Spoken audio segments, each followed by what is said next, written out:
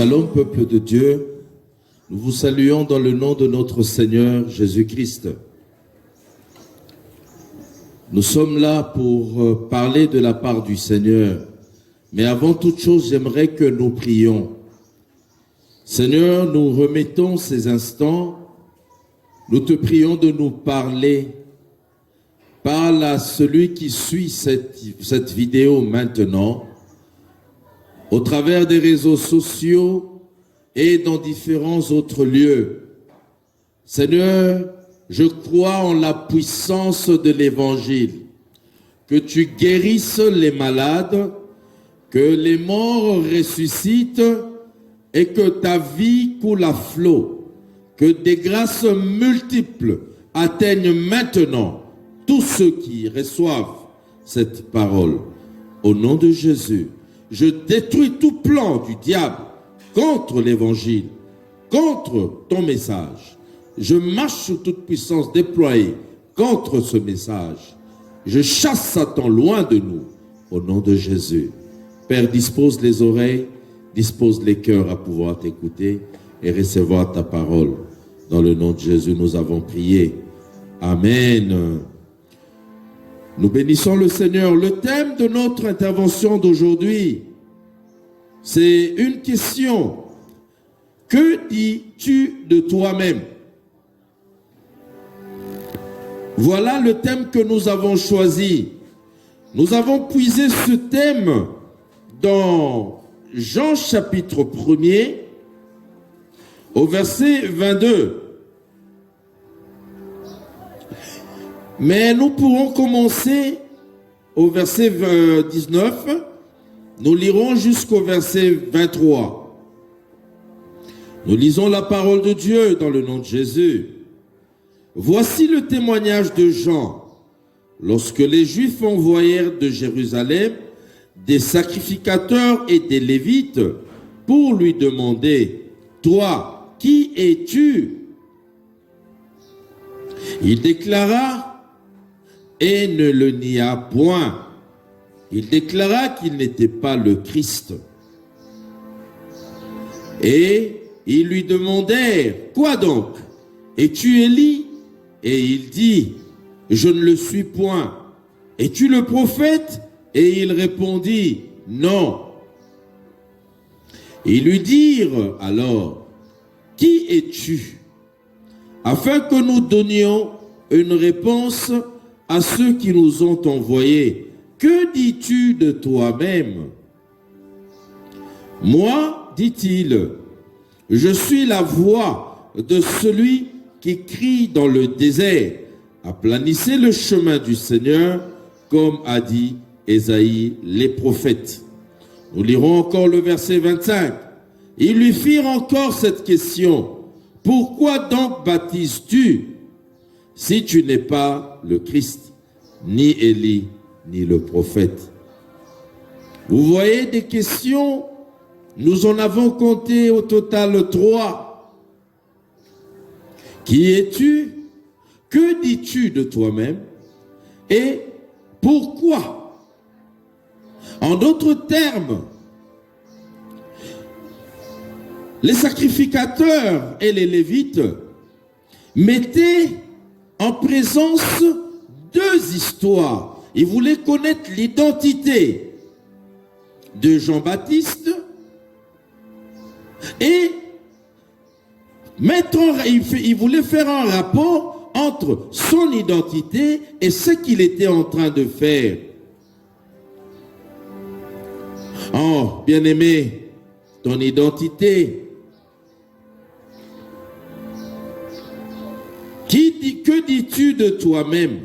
Cette question, nous l'avons posée, c'est pour réveiller la conscience de chacun. Pour réveiller la conscience de chacun. Les autres nous disent ce qu'ils pensent de nous. On te dit ce qu'on pense de toi en chemin. Mais j'espère que toi-même, tu connais la vérité de ce que tu es. Quand tu passes, à partir de ce que tu fais, ta façon de parler, oui, donne une certaine opinion aux gens. Les psychologues font beaucoup d'efforts, beaucoup de mesquineries pour chercher à changer l'image, à vendre une certaine image. Mais la vérité, c'est celle qui est dans ton cœur. Les Juifs qui furent envoyés, qui ont envoyé depuis Jérusalem les sacrificateurs et les Lévites pour poser la question à Jean, qui es-tu? C'est une question identitaire, bien-aimé. C'était un piège. Ce dernier, les personnes qui ont envoyé les sacrificateurs et les Lévites, je voudrais parler des Juifs, attendaient le Messie. Maintenant, ils voulaient, en posant cette question, que Jean leur dise ce qu'il était. Mais on nous dit que Jean ne nia point. Il ne nia pas son identité. Mais il la déclina.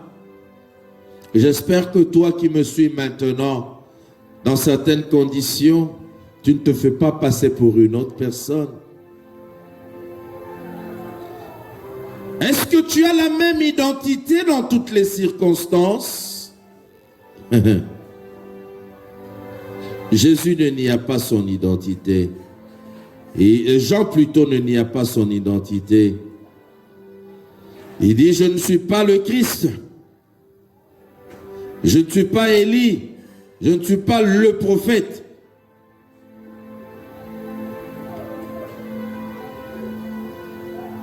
Il a été vrai dans ses réponses. Et après, il lui pose la question, que dis-tu de toi-même? Cette question met en jumelage son identité et la réalité de sa vie. À cela, Jean répondit, « Je suis la voix de celui qui crie dans le désert. Aplanissez le chemin du Seigneur, comme a dit Ésaïe le prophète. » Jean était sage.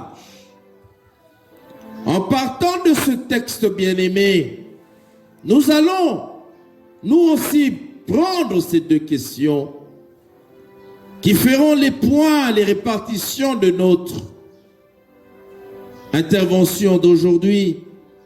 J'aimerais te poser la question à toi aussi. Qui es-tu? Premièrement. Et deuxièmement, je poserai la question, que dis-tu de toi-même?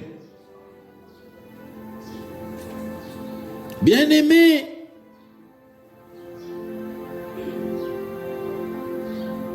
cela est très important. Cela est très important.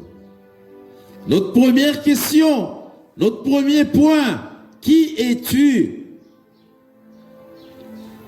En posant cette question, les envoyés des Juifs voulaient connaître la personne qui était face à eux. Ils avaient une attente. Ils viennent savoir, qui es-tu? Le Seigneur allant un jour, il marchait, il regarde. Il savait qu'il y avait un figuier là-bas. Il attendait voir des figues sur l'arbre. Mais il arrive, il trouve qu'il n'y avait pas de figues. Il avait demandé à ce qu'on coupe cet arbre. Qui es-tu? Qui es-tu, bien-aimé? L'identité de la personne qui était devant eux, ils voulaient la connaître. À toi qui me suis maintenant, j'aimerais te poser la question. Quelle est ton identité spirituelle?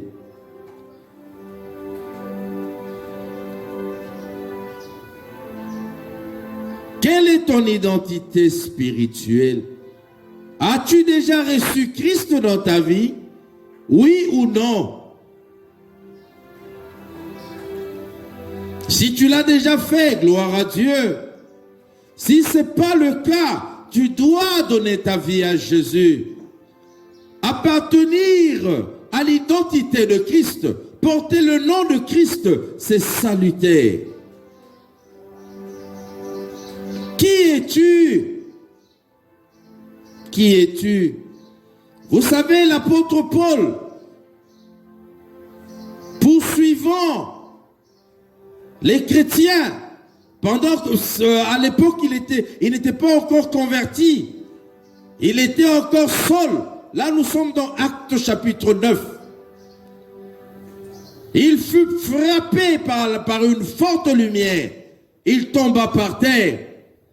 Mais cette condition-là, la puissance à laquelle il avait fait face, l'avait tellement surpris qu'il a crié. Il posa la question, « Qui es-tu » Il posa la question à notre Seigneur.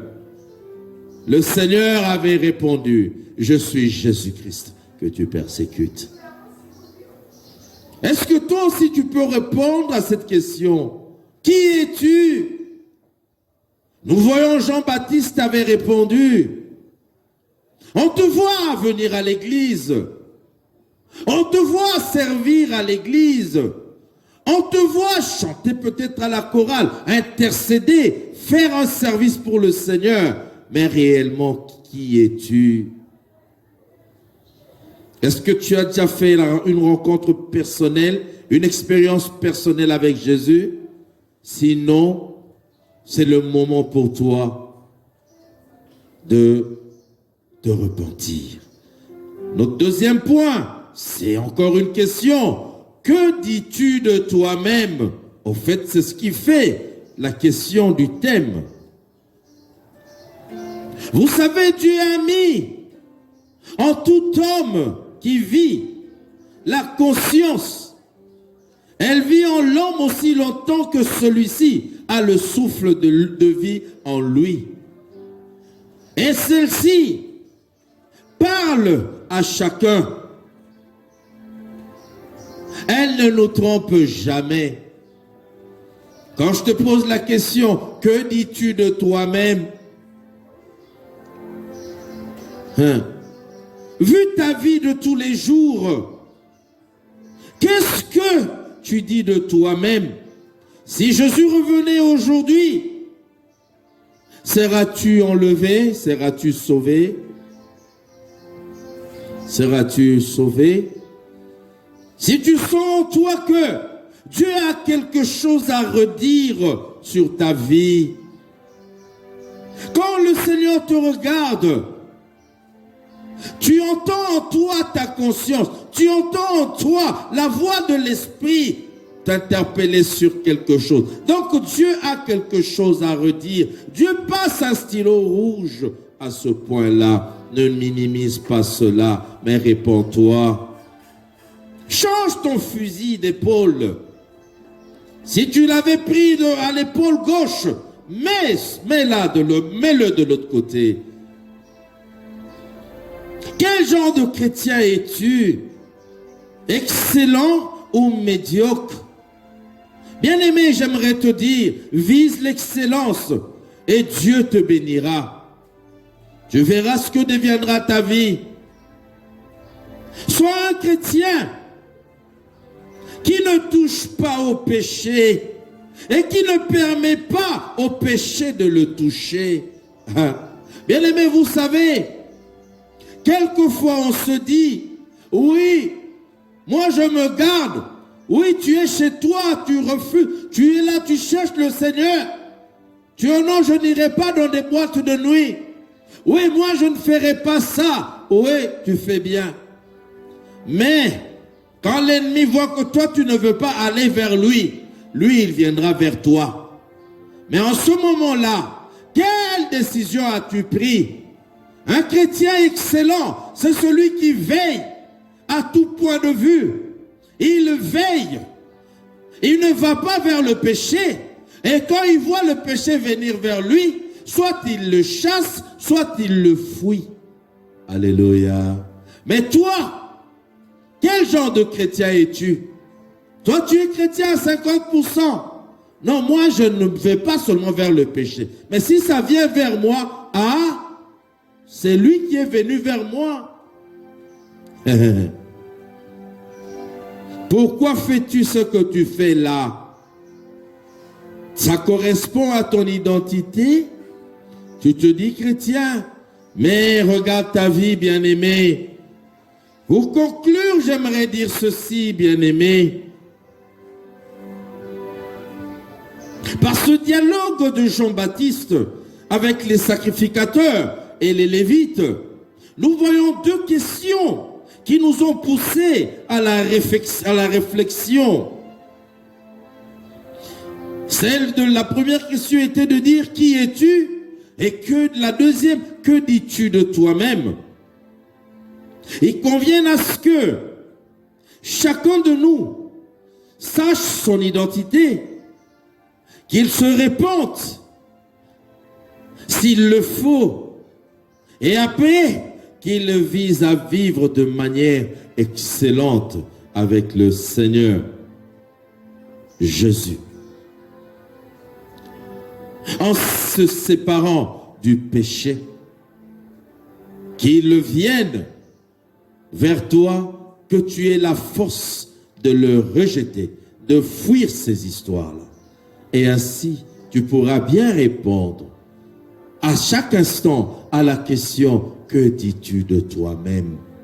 Que Dieu nous bénisse, que la grâce du Seigneur atteigne tout celui qui nous a suivis pendant ces instants. Au nom de Jésus, nous allons prier. Seigneur, merci pour ta grâce. Tu nous as parlé, Seigneur. C'est toi qui conduis ta bergerie. Nous nous abandonnons à toi. Nous nous soumettons à toi. Donne-nous la force de marcher dans tes voies. Car Seigneur, tu reviens bientôt. Tu viens bientôt, Seigneur Dieu. Bientôt tu reviens prendre l'épouse. Laisse-nous être préparés à cela, afin que ton retour ne nous surprenne pas. Saint-Esprit, merci. Merci Seigneur pour le service des anges. Dans le nom de Jésus, nous avons ainsi prié. Amen.